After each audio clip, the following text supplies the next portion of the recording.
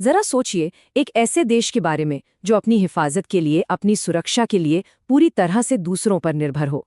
तो ये कहानी है उस सफर की जिसमें भारत ने उस निर्भरता की जंजीरों को तोड़ा और जमीन से लेकर आसमान तक अपनी एक तकनीकी ढाल, एक शील्ड खुद तैयार की। ये कहानी है डीआरडीओ की। ये ये सिर्फ एक सवाल नहीं है, ये किसी भी देश के वजूद के लिए एक बहुत बड़ी चुनौती है।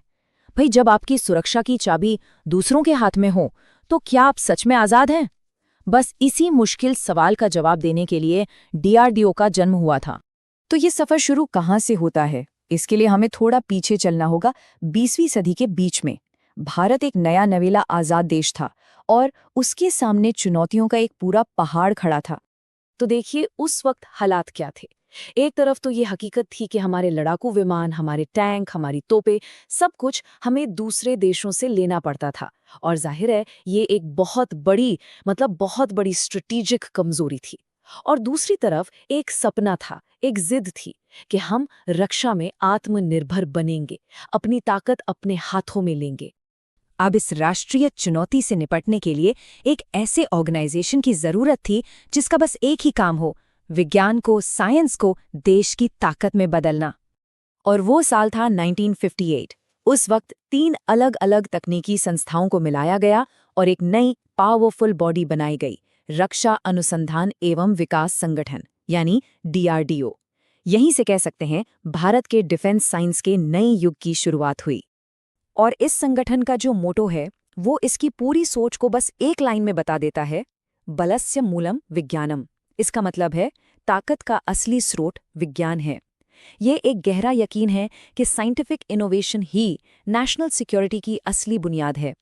चलिए अब कहानी में थोड़ा आगे बढ़ते हैं और पहुंचते हैं 1980 के दशक में। ये वो दौर था जिसने आने वाले कई दशकों के लिए भारत की स्ट्रेटेजिक कैपेबिलिटीज को हमेशा के लिए बदल दिया। तो इस बड़े मिशन को एक नाम दिया गया, IGMDP, integrated guided missile development programme. और इसकी कमान थी डॉक्टर APJ अब्दुल कलाम के हाथ में। और देखिए उन्होंने जो फैसला लिया ना, वो सच में हैरान करने वाला था। आमतौर पर देश एक एक करके मिसाइल बनाते हैं, है ना? पर भारत ने एक साथ 5 अलग-अलग तरह की मिसाइलें बनाने का बीड़ा उठा लिया। सोचिए ये कितना बड़ा, कितना एम्बिशियस दाव था। इस एम्बिशियस प्रोग्राम का जो पहला पिलर था वो थी पृथ्वी मिसाइल। ये युद्ध के मैदान में एकदम सटीक निशाना लगाने के लिए बनाई गई भारत की पहली स्वदेशी बैलिस्टिक मिसाइल थी। इसके बाद आई अग्नि। अच्छा, ये शुरू में सिर्फ एक टेक्नोलॉजी डिमॉन्स्ट्रेटर थी, मतलब इसका मकसद बस नई टेक्नोलॉजी को टेस्ट करना था। लेकिन ये इतनी कामयाब रही कि आगे चलकर भारत के स्ट्रेटेजिक डिटरेंट की रीढ़ बन गई। फिर आता है आकाश सिस्टम। इसे ऐसा समझे कि ये हवाई हमलों से बचाने वाला एक सुरक्षा कवच है। इसे डिजाइन ही इसलिए किया गया था कि ये दुश्मन के जहाज़ों और मिसाइलों को हवा में ही तबाह कर सके। अब जरा इस पर नजर डालिए। ये है नाग मिसाइल। इसे टैंकों का शिकारी भी कहते हैं। जानते हैं इसकी सबसे बड़ी खासियत क्या है? Fire and forget capability. इसका मतलब है एक बार लॉन्च कर दिया तो बस भूल जाइए, ये खुद ही अपने टारगेट का पीछा करेगी और उसे तबाह कर देगी। और इस पंचरत्न में आखिरी थी त्रिशूल।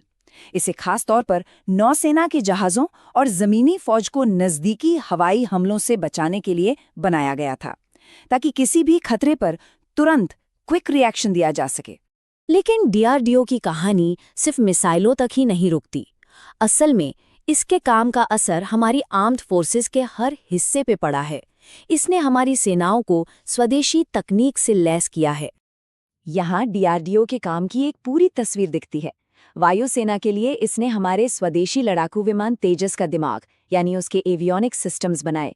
जमीन पर पावरफुल अर्जुन टैंक और एक साथ ढेरों रॉकेट दागने वाला पिनाका लॉन्चर हमारी आर्मी की बड़ी ताकत है। समंदर के नीचे वरुणास्त्र टॉर्पीडो दुश्मन की पनडुब्बियों के लिए एक बुरा सपना है, और हमसा सोनार वो हमारी नौसेना की आंखें और कान हैं। और हाँ, अग्नि और ब्रह्मोस जैसी मिसाइलें तो देश की स्ट्रेटेजिक ढाल हैं ही। तो ये सब तो वो उपलब्धियां हैं जो हासिल की जा चुकी हैं। लेकिन डीआरडीओ यहाँ रुका नहीं है। अब नजर है भविष्य पर, क्योंकि जंग लड़ने के तरीके और टेक्नोलॉजी अब पूरी तरह से बदल रहे हैं। आज आत्मनिर्भरता के उसी पुराने सपने को आत्मनिर्भर भारत मिशन का नाम दिया गया है। और इस नए दौर की नई चुनौतियों के लिए डीआरडीओ भी खुद को डीआरडीओ 2.0 के तौर पर तैयार कर रहा है।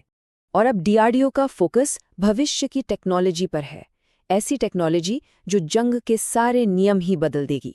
हम बात कर रहे हैं हाइपरसोनिक हथियारों की, जो आवाज़ से कई गुना ज़्यादा तेज़ हैं, आर्टिफिशियल इंटेलिजेंस की, जो मशीनों को सोचने की ताकत देता है, और लेज़र जैसे हथियारों की, जो रोशनी की रफ्तार से हमला करते हैं। ये सब अगली पीढ़ी के युद्ध की तैयारी है। और इस मिशन को रफ्तार देने के लिए अब एक बहुत बड़ा बदलाव किया जा रहा है। डीआरडीओ इन फ्यूचरिस्टिक टेक्नोलॉजी को डेवलप करने और बनाने के लिए अब देश की प्राइवेट कंपनियों के साथ मिलकर काम कर रहा है।